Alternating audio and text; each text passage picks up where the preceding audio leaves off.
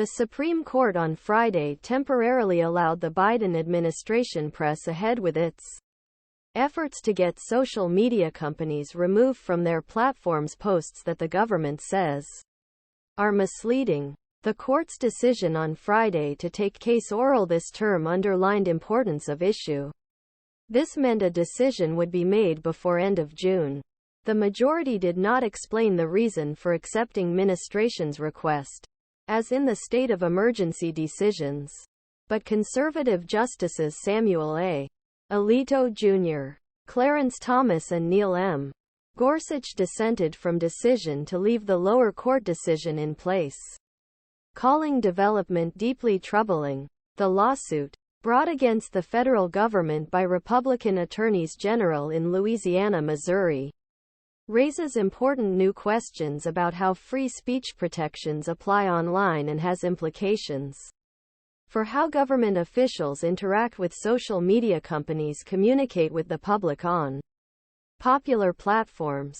Jamil Jaffer, executive director of Columbia University's Knight First Amendment Institute, called the case an important opportunity for the Supreme Court to resolve an increasingly urgent and relevant issue.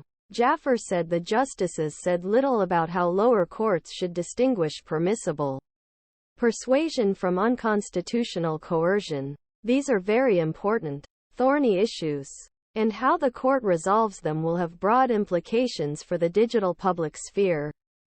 Missouri Attorney General Andrew Bailey called ministration's lobbying efforts on social media the worst First Amendment violation in our nation's history.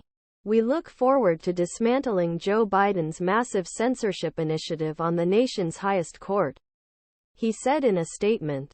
In asking Supreme Court intervene in matter, Attorney General Elizabeth B. Prelogar wrote in a court filing that last month's decision by appeals court would impose unprecedented limits on ministration's ability to use bully pulpit solve problems matters of public concern and draw attention to potentially harmful online content. The lawsuit alleges government officials are censoring protected political speech by urging tech companies to replace posts about elections and the coronavirus vaccine. Conservatives have long alleged that liberal employees at tech companies work with Democratic officials to silence conservative views when making content moderation decisions. This claim is disputed by technology companies and government officials.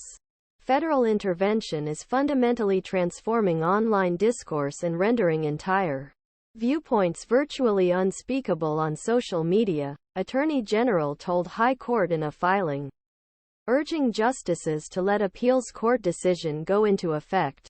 In July, a district court judge in Louisiana sided with the states and issued a sweeping injunction prohibiting thousands of federal employees across various government departments and agencies from improperly pressuring or coercing tech